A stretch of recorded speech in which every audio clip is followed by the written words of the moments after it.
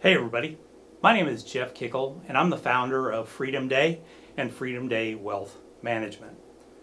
So who are we? Well, we are a wealth management firm that's not like your dad's financial firm. We are a little bit different. We're a registered investment advisor, which means we're a fiduciary. However, we also do work not just with paper investments, stocks, bonds, and cash, but we do work with real estate. We help clients with businesses.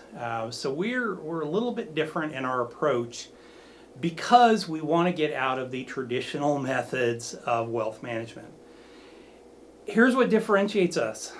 I don't want you to spend the next 40 years scrimping and saving, putting your money into a 401k account. Not saying 401k accounts are bad and that you can get matching. It's a wonderful thing.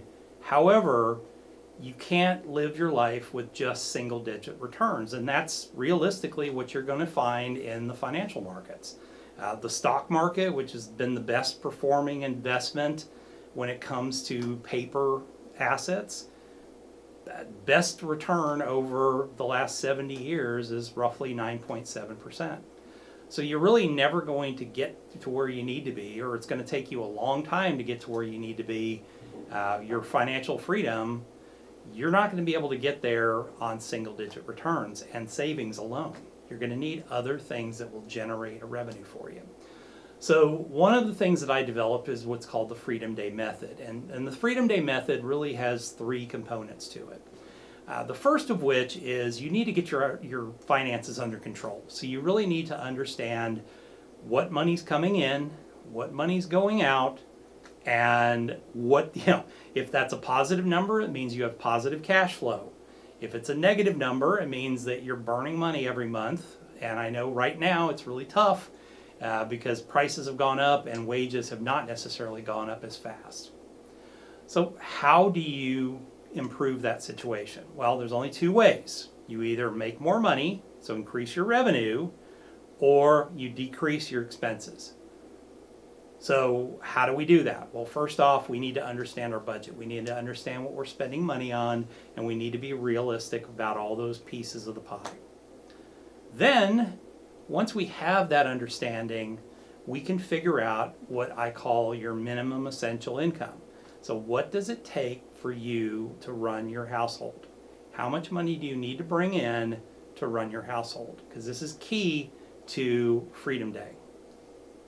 The second day, or the second phase of this, is that you need to understand the three freedoms. And I have said this, most people, if you say freedom, they think of, oh, well, financial freedom. Well, that's just one of the three that I've identified over time. So I'm going to walk you through the three that I've identified so far. There may still be more, but these are the three that I've identified so far. First of which is the freedom of intention. Wow, that sounds just so hokey and goofy, but freedom of intention is to be intentional about life.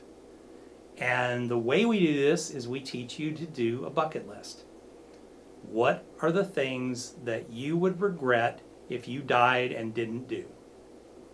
Make your bucket list. Our clients, when we work with them, that's actually a gift that we give them. I think that's the greatest gift you can give somebody, is the ability to write their intentions down and then start to live their intentions. This was a changing point in my life. And actually, it was the third freedom that I discovered over time that I wished that I had had at the beginning of my journey. So freedom of intentions, you make a list of intentions, you make a list of your bucket list items, and you start to live that. Why do I say do that first? Because once you do that first, then you're going to find the time and you're going to find the money to do all those things once you get excited about doing them. Let's talk about freedom of time. Most people will call, when I talk to people and I say, well, hey, how's everything going? Oh, I'm so busy. Really? You're busy. Busy's not a strategy, by the way. Busy just means I'm just finding things to do because I don't want to do the things that I'm supposed to do. I'm just doing things to just to keep busy, so I feel like I'm doing something.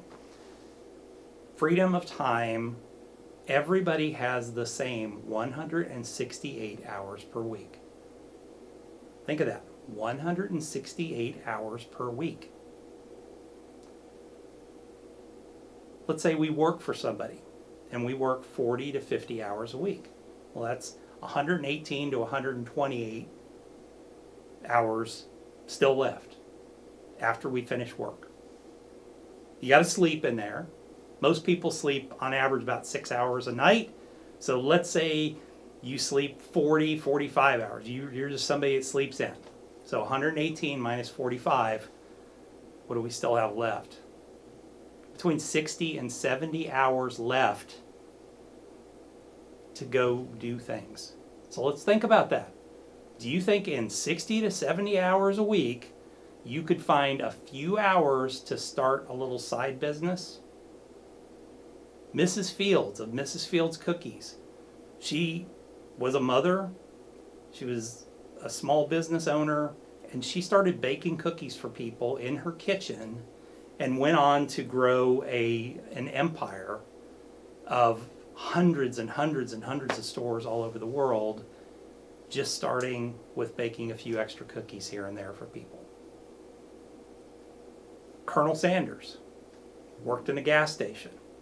Started while he was working in the gas station, he created a way of frying chicken in pressure fryers at his gas station. He went on at age 65 to grow an empire and lived until his 80s, multi-millionaire, by just doing a little side thing on the side and then taking that to the world.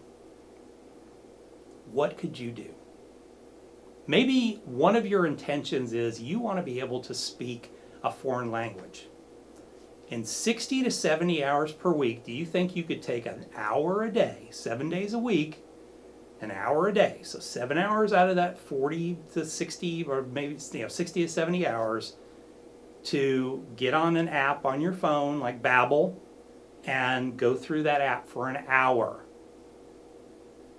Do you think you could be somewhat fluent in speaking to somebody in, let's say, 3 to 4 months, working 7 hours a week doing that? I know you can. It actually doesn't take that long. It takes about 30 to 40 days to actually have an intelligent conversation with somebody. So you have the time, you just choose not to use that time wisely. Now, financial freedom. That's a different one. People will say, well, but I mean, for me to be financially free, I've got to have like $2 million because I make $175,000 a year. Okay, you might make $175,000 a year. Do you need to make $175,000 a year to be financially free? Now, if you spend $175,000 a year, yes, you're going to need $175,000. But for most of us, we don't spend what we make because we save, we put money away. So we really only need what I call a minimum essential income. So remember when we talked about our budget at the beginning and we talked about our cash flow, that told us what it takes to run our life. So that's our minimum essential income. So that's all we need to replace to be able to be financially free. So let's say you spend $60,000 per year. You make $100,000 a year, but you spend $60,000 a year. Well, break that down. $60,000 a year per month, what is that amount? Per week, what is that amount? Per day, what is that amount? It's not as much as you think, and you can replace that relatively easy by creating other sources of income. So what other sources of income are there? Well, first of which, I think there's 4, technically. One is you can start a business, like I did. I started a business completely out of the blue. Got into a business that I'd never been into before. Nobody else in my town had ever done this, but I just saw it in another town, and I said, hey, this would be something cool in my neighborhood. I'm still running that business 6 years later. We've been very successful.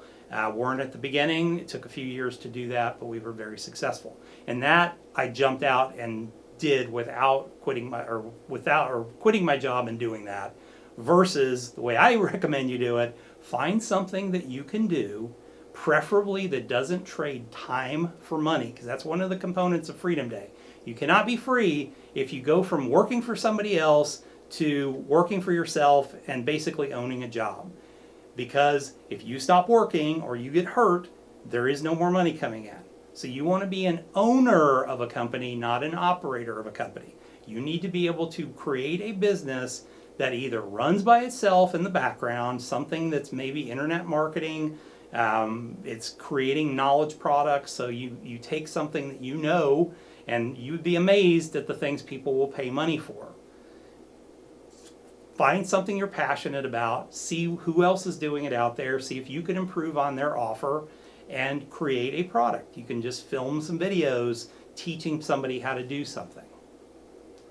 Once you've done that, that starts to generate a side revenue. Once you've generated enough side revenue to replace your existing income, you're free. Now, you could say, well, I want to build some wealth on top of this. I don't want to just have an income stream. Well, you could easily, as you're building this income and you're not relying on it to live on, you could pull that income off of that and invest in other vehicles. The second vehicle that I would suggest, and really in some cases if you have some money at the start, it's the best one to go to, is real estate. I don't really enjoy investing in commercial real estate. It's complicated. I think right now is an interesting time because so many people don't want to go into the office. So I think there's going to be a lot more commercial real estate available. And that might be an interesting investment sometime in the future, but it isn't really interesting to me. I mostly invest in residential real estate because people always need a place to live.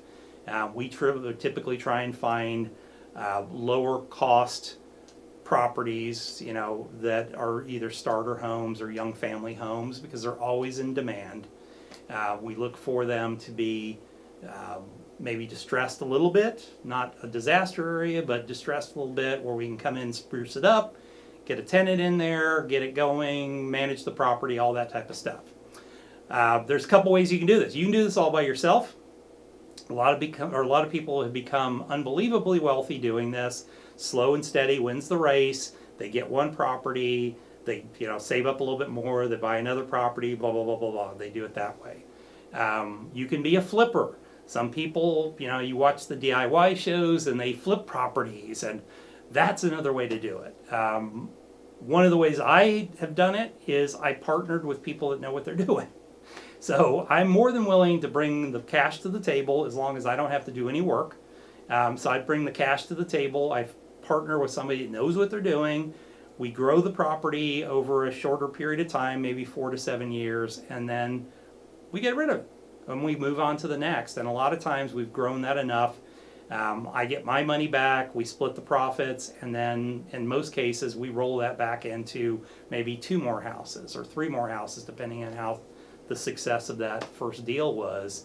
And that's how I've grown wealth over time, and that's really how I continue to grow wealth today.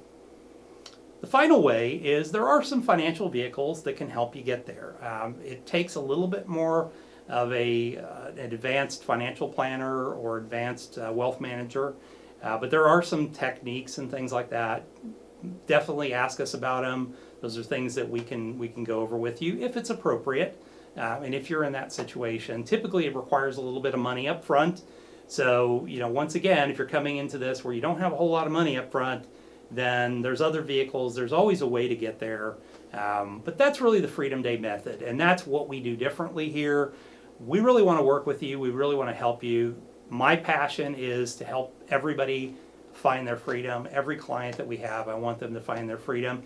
And I don't want them to be stressed. I don't want them to worry about the markets. I want you to just focus on living your life and living your life as soon as possible.